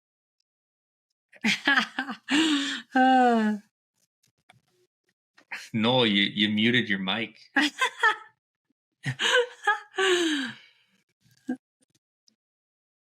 There we go. So you're back. So I'm sitting at the restaurant as you guys take off, and I'm sitting next to Court, and I'm frantically Googling, and I'm like, Spain, gun possession, like gun ownership and things like that. And, and I'm like, there's a lot of guns in Spain. Like, they do a lot of hunting here. Yeah. And I'm like telling Court, like, tell them, like, fucking, like, just call whatever, call the cops. Like, do not go on that property. Do not. And the other thing that I was thinking is like organized crime, right? And because I think at this point we knew there was multiple bikes gone. Yeah. And I was just like, Jesus fuck. Like, I don't want these guys to get murdered over a stupid bike. For sure. But the worst thing that was happening in the background is, at first, you were saying like, no, it's okay. It's insured. It's fully insured. And then you called your insurance or read your insurance and realized that that was not actually the case in Europe. It was only for North America. Exactly. So, I mean, at this point, you're looking at a pretty huge financial kick in the nuts.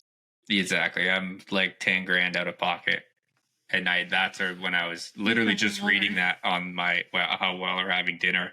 So when I saw a chance to get that thing, I was like, oh, I got to try. Yeah. Yeah. And it's funny, at the police station earlier, I was just sitting in the waiting room, and there's some Spanish conversation going back and forth. And he's like, one guy's telling one guy about a story about this robbery. And he's like, yeah, they think, and they're translating it to me, like, I think there's maybe some organized crime that's going around, and they've been robbing people with knives, no guns. I'm like, okay, so knives is what I'm dealing with here. Nothing too serious. Yeah, I'm like, We got this. Anyways, we're like all like dogs over the fence of this, and we see this white van. It backs in, the garage door is closing, and then the person gets out, and it's like a pretty elderly lady, and we're like, yeah, organized crime. Do you think she's involved here, or are we gonna Spain's gnarly? Yeah. You never know. And so we got back in the car. We're like, okay, well, we should probably call the cops. And then as we're doing that, the iTag or the AirTag, it flashes another location, and it's already like 45 minutes outside of town. So the problem is that this AirTag would only update every time it got near an iPhone. And in this area, like this, it's like rural little town. So this thing would only flash every like 45 minutes to an hour. So, and like it would, like obviously driving along the road, it would flash and then they'd be gone, 45 minutes later. So at that point, I went back to the police station, gave them the latest ping, and they actually did send patrols to every ping when it was happening. Yeah. And so I went with you, and you were there. Yeah, it was pinging in Lugo, right? And I was just coming along for moral support, and like I have a little bit of experience in this stuff. And I was like, don't talk to them about like, my experience in that stuff. But like I just wanted to be there, and like if there's something that they were looking at or I could think of. And it was good. Like I will say this, the Leline Municipal Police were fantastic. Like the level of service you got out of those guys was insane. Yeah. It might have helped that we were there from 10 p.m. to 6 a.m. when there wasn't a whole lot going on, but they sure crushed it. They did. But in the second location, they're like, okay, we sent patrol units. He's like, yeah, it's a 75-year-old lady that lives by herself at this one. I'm like, in a cafe across the street. Because they were thinking like, oh, maybe they stopped to get some food or something. Yeah. And so at that point, they're like, okay, go back to the hotel and just email us. And this is all in Spanish, obviously. And we're translating it. And go back to the hotel, email us a screenshot of the AirTag location every time it updates, and then give us a call and tell us you've emailed, and so then we'll look into it. And so that was like maybe 11 o'clock. We went home, 10:30, somewhere in there. Yeah. And I'm sitting at the hotel, like waiting for this thing to update. And maybe midnight. Were you sleeping already? No, oh, you were both sleeping. And then I passed out somewhere between 11:30 midnight. Yeah. And woke up at 2:30 in the morning and like freaked out, looked at the location, and it was like 344 kilometers away. And I was like, crap, like screenshot it, email it to the police. And I tried calling, and I heard you in the bathroom trying to translate on Google. I'm like, I got my phone out speaking in English out loud. And I'm trying not to wake up Courtney because this is day 4. She's got day 5, day 6, like coming up in a few hours. And so like they said just to call. And the problem was in Spanish, it's like, if you want this, different lines, this person, press 1. If you want this person, press 2. If you want this person, press 3. And I was like, there was 4 options. And I was like, well, I can't translate it fast enough over Google Translate. So I just pressed 1 and I left a message over Google Translate. This is the Canadian that has a stolen motorcycle. Please check your email for the latest location. And then I call back, press 2, leave the same voicemail, call back, press 3, leave the same voicemail, call back, press 4. And I was like, just hopeless at that point. I was like, well, they're not answering the phone. So I said, screw it. I said, I told you to like just go down there. Yeah, she was awake at that point. And then I was like, should I just go back and sit at the police station, no translator, just my phone, and just see what we can figure out?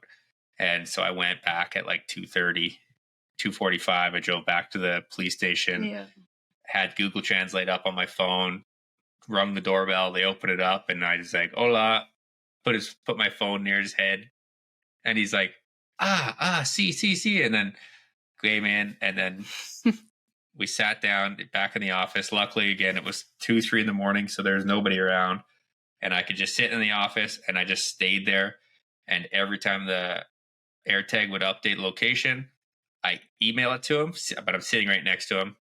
And they were like, boom, on the phone with that district, with wherever that AirTag showed up, and sending units to try to patrol it and see if there's anything, suspicious. And then they sent patrol to 4 different pings from 2 a.m. to 5 a.m. Yeah. Or 3 different pings. And then finally the 4th ping, and we're kind of building a direction where we kept plotting it on a map what direction they were headed with my bike. And on the 4th ping, I'm like, at this point it's like 5:30, and I'm like roached. And luckily he kept feeding me cappuccinos out of the machine, which was great. And I kind of like started giving up hope. I was like, I'm not sure how we're gonna catch these guys, like until they actually stop long enough to do it. I mean, I'm sure we gotta stop eventually for long time. So it's they stop. I'm just looking at the map as you're talking about this story here. Yeah, eventually they stop at what looks like a gas station. I was like, okay, maybe these guys need some gas. And so but I'm pretty hopeless at this point. So I'm like tired. I'm like, okay, new location.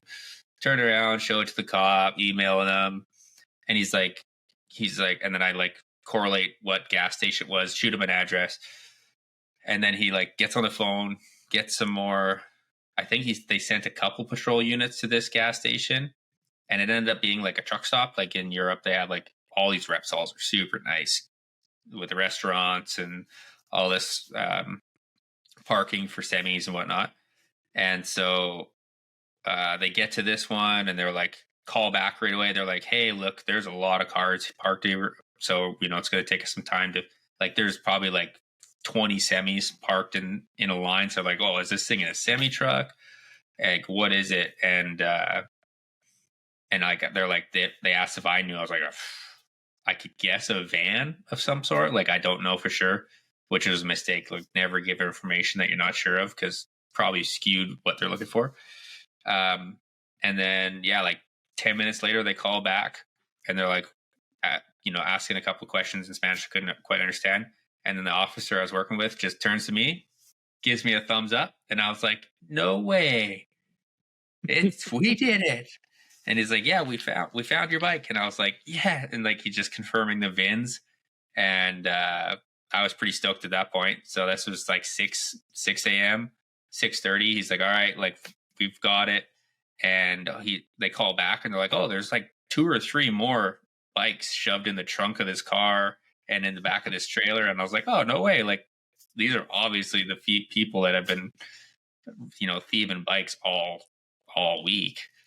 And so anyways, at that point, I'm looking at the AirTag location. It's like 630 kilometers away, roughly. And then they confiscate the stuff, and they bring these guys to the district that the officers came from, which was 700 kilometers away by the time they traveled to this district. Like, we're almost at the border of France at this point. And so then it pretty much took the whole day. Like, so at 6:30, I went back to the hotel. 6:30 is when breakfast opened. So I went straight into the breakfast room, let Courtney sleep for however long she wanted to sleep for. And it's funny because I had messaged you. I'm like, dude, like, hey, how you doing? And you're like, I got the bike. I was like, no, fuck away. So I started telling people, and like, people at breakfast were losing their minds.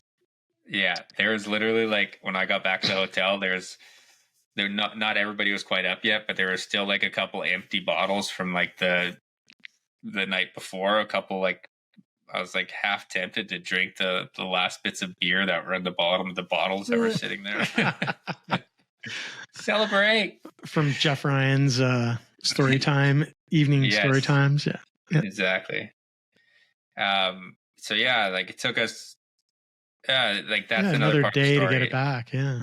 Like, it was a good drama fest trying to get these bikes back, because they're like, I called them, hey, can I come pick the bike up? And we're like, well, we're not sure which is yours, because the wheels were pulled, the suspension was pulled, like fenders were pulled, handlebars were pulled. So like off all the bikes. And like literally one bike was in the trunk of a car. Trunk of a car. That was one of the Spanish trophy team bikes. And it was like, there's cone valves upside down. There's like, it's just jammed in there. And so they're like, well, we don't really know how to separate whose is whose here. Like, because they're just piles of dirt bike parts. When we got VINs and we got motors together, we can do that. But I'm like, well, it's fine. We all know each other at this point. Like, we've all talked to each other and said, hey, like, oh, your bike got stolen. I'm like, oh, hey, like, we found my bike and there was 2 other bikes with it. So we ended up finding whose, bikes based off descriptions they found in VINs. And so, yeah, we all were able to come together. And long story short, this person sorted that out. This person sorted that out. Whose bikes was whose, and we ended up getting the bikes into their separate piles. And then once that was sorted out, they were able to release the bikes, and they needed one owner to at least show up to claim the bike, and then identifications for everybody else's. So I volunteered to do that, which was and KTM was able to lend us a rig to get over there, which is super nice. I mean, but they had one of the Austrian bikes as well, so it was nice that we could go get them both. But yeah, so 6:30 in the morning, I get back from breakfast, or get back to the breakfast room at the hotel. Then we go run the team all day, and we get back, and then that van was free around 7:30, 8 o'clock at night. And then myself and Neil he volunteered to drive with me. So 8:30 at night, we drove all night. What a champ. And we troopered it. Like, we pulled it like an all-nighter, quick little naps here and there. We got there around 1:30 in the morning, and the police did all the paperwork to get the bikes back, load the bikes in the van, and then just straight back to the paddock. For the worst weather of the whole week. Yeah, so whatever it was, 7 hours, whatever it took us to drive. So we got back at 9:30 in the morning. Still no sleep. So I'm 2 days no sleep at this point. Yeah, you look great. And then we got to watch everybody race the moto. Got that all done and finished with, which was a mud fest. And it was so gross. It was gross. And then, so we ended up getting the bikes back. I literally got back. I built my bike, put all my bike back together to make sure there was no missing pieces. And luckily there was only like bits and pieces missing, like bolts and stuff here and there. Anything that had my name on it was ripped off the bike just for whatever identification purposes. And I put it in the crate and I said, you stay there for the rest of the trip. You're not coming out anymore. And then, later that night when we were all preparing for the after party, I was like, can I go 3 nights straight with no sleep? Like, is it possible? You were falling asleep at the table while everyone was having their drinks. Everyone was having drinks. I had a beer or 2, and I grabbed a bottle of water, and I was like, okay, I'm going to hydrate. We're just decided we're going to go check out this party. And I go to drink the bottle of water, and I'm like 2 inches to the left of my mouth. And like an inch away, and I just dump half a bottle on my t-shirt, and I was like, nope. I guess it's time to go to bed. Actually, Courtney's like, you're going to sleep now. I'm like, okay, I'll call it quits. No party for me. And there was, it was getting dealt with, but one of the concerns is that to take the bikes over there, you have like a big carnet that you've got to sign, and like, everything has to be accounted for. And you got the paperwork from the police, but it could have been a problem with customs. And then it was like, well, now I've got it back. Can I get it back to Salida in time to get into the crate? Because the crates were all getting loaded in the container like 2 hours after the final moto was done. Like, Team Canada was cleaned out. Like, they were out. Yeah, like right away. Yeah, and that was like such dramatic. Like, I don't know why it was so dramatic, but pretty much everybody over there was like, dude, you're in Spain. Like, this judge that has to do the paperwork to release your stuff, he ain't looking at it today. Like maybe next month. Yeah. Or it's like Saturday. At that point. Yeah. Yeah, like it's Saturday. Like at one point they're like, you should probably just start thinking about when you come back to Italy next year and figure out how to pick it up then. I was like, what? I said, I ain't waiting a year. I'm like, I ain't waiting a week. Like, there's no way they're just, I have everything they need. Like, just give me my bike back. Yeah, I remember you were asking me, and I was like, dude, there's like evidence, there's all this stuff. Like, yeah, you know, they got to do their stuff, but they got it done. And like, man, the Spanish police are impressive. Yeah. And these guys, it turned out these were like a couple guys from Poland. Yeah. And like amazing that you got it back before it disappeared into Eastern Europe. I mean, everything was parted out already. But you know, and it's the only thing I can say is like, it's too bad we didn't get pictures of the guys so we could say hi to them next year when they show up to do the same thing in Italy. Yeah, exactly. Yeah, they let them go. So, well, yeah, they have to. But yeah. And then, I mean, so then we all kind of part ways. The next morning, it's like, you know, later.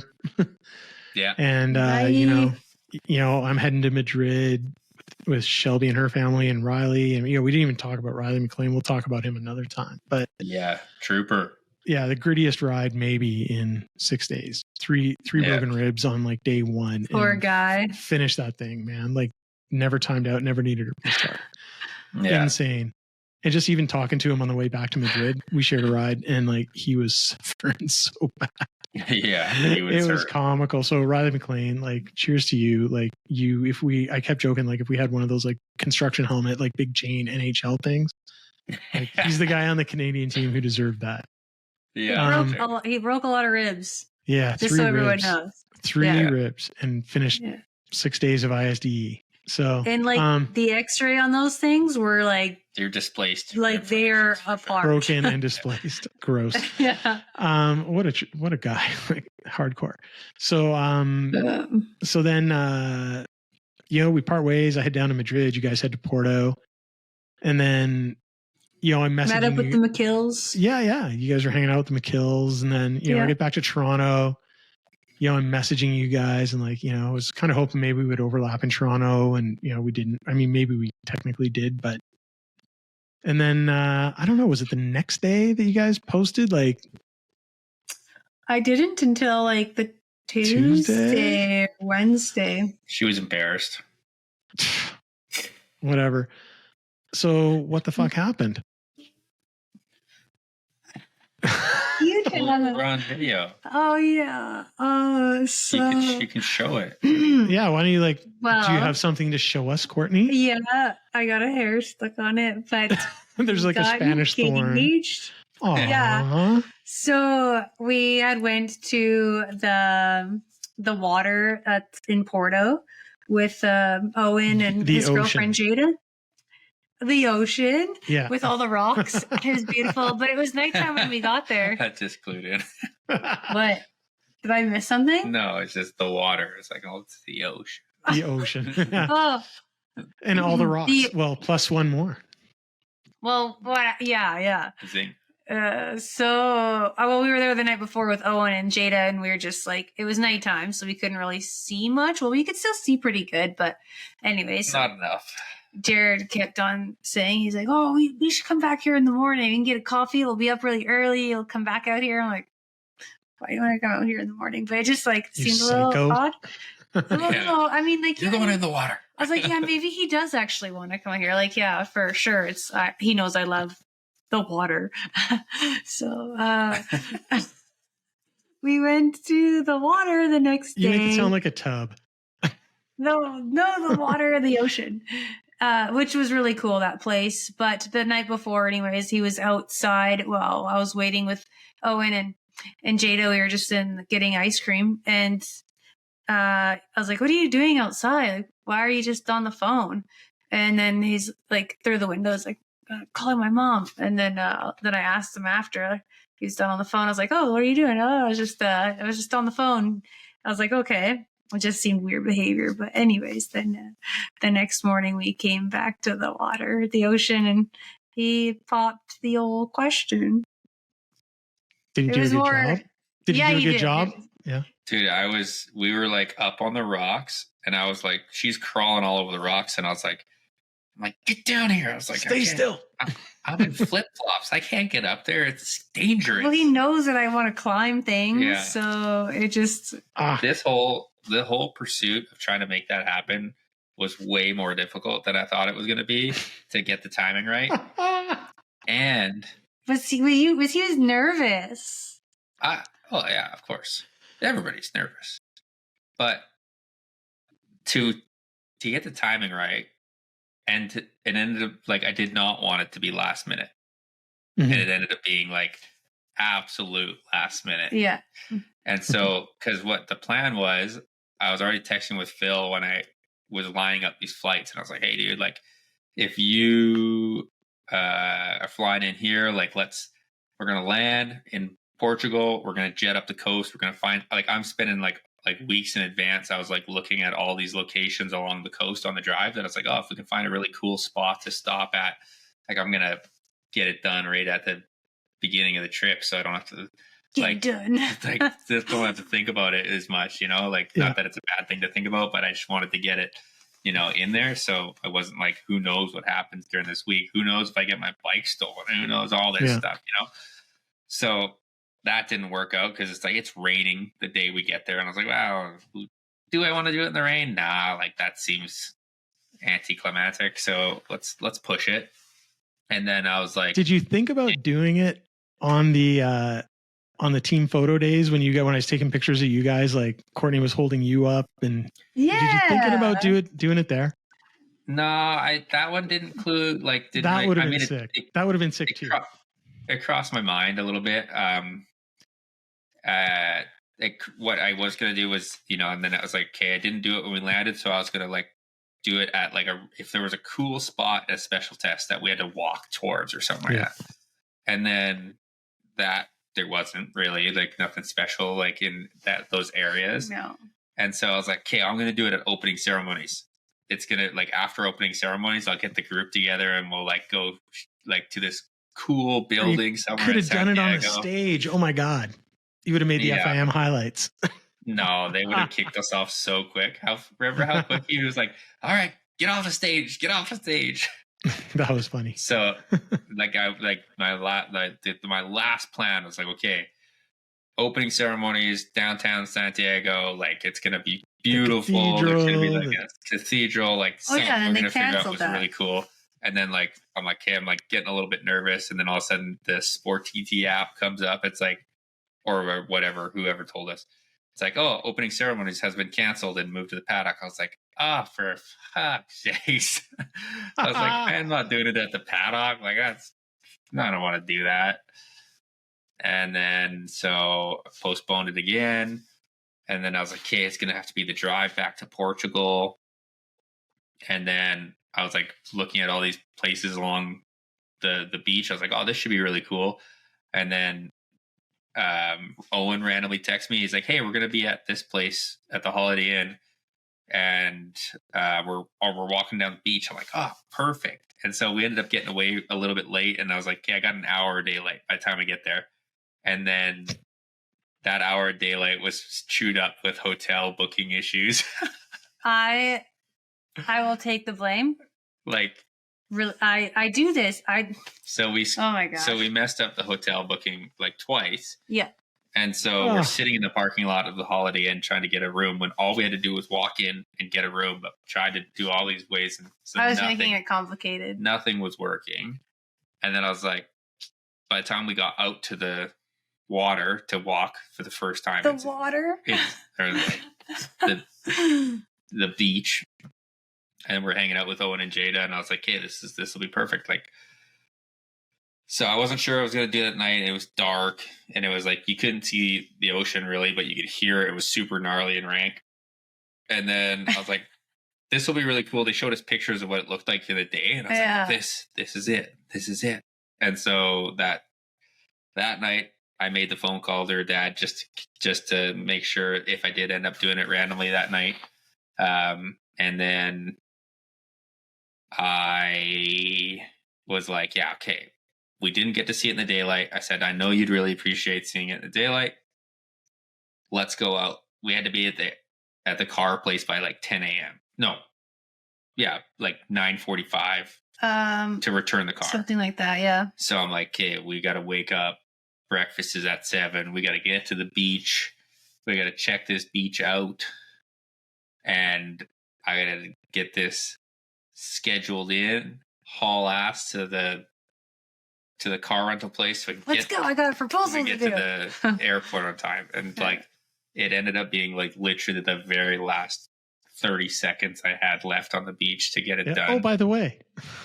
Yeah. Yeah. Oh, yeah. And then she's crawling up on the rocks. So I was trying to get pictures of the bird and I had videos. no dry shoes left because my shoes were all destroyed from all the special tests. I left a pair of Arc'teryx shoes behind. Yeah, you did. Yeah, they were so gross. I had flip-flops on. I had Courtney's coat on because I had no clothing left. It's all soaked and gross.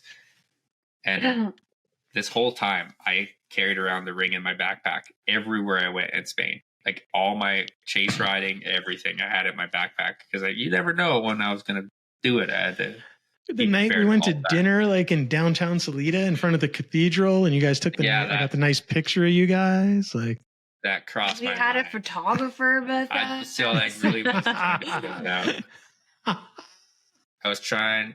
Jeez. Yeah. Just kidding. No, it didn't matter where it was. It just mattered that we did it together. So you said yes. I said yes. Did you have to think about it? I thought about it. No, I'm just kidding. I'm kidding. Never. Well, it was funny because leading up to it, I kept joking. Like, I think maybe even on the podcast, I was making jokes. And certainly when we talked on the phone, I was like, we were planning this shot where, Jared was holding you up on photo day in Argentina last year. And Courtney was going to hold you up. And I was like, Courtney, you got to propose to him. Yeah, I was like, Courtney, you're going to have to propose to this guy. It's never going to happen. Yeah. Well, she had caught the bouquet. Oh, that's right. Yeah, you caught the bouquet. Yeah, that's right. So I was manifesting, and you have to take action for manifesting to come follow through. And I was like, hey, I'm going to get that bouquet. Yeah, I heard you beat the crap out of like some kid to get that thing. Yeah. That's the word.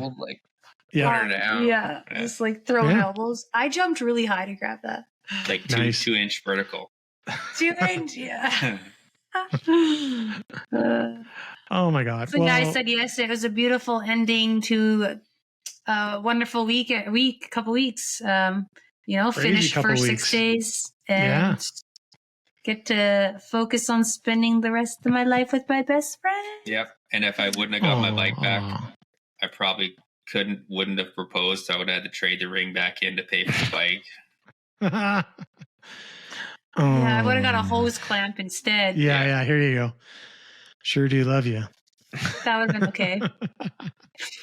Well, congratulations. I was like so happy, and so many people were. I was so happy for you guys. And like you say, like what a way to end a crazy trip, a crazy couple of weeks. Just mental. Yeah, it's really cool. We've done. It was a perfect preparation to spend life together. Exhausting. If you got through that, you can get through anything. We've been through a lot, our entire relationship. Yeah. Well, look, so, I'm so glad that, you said yes. I'm so glad that you finally got around to doing it. Me too. Doing the deed. Doing the dirty.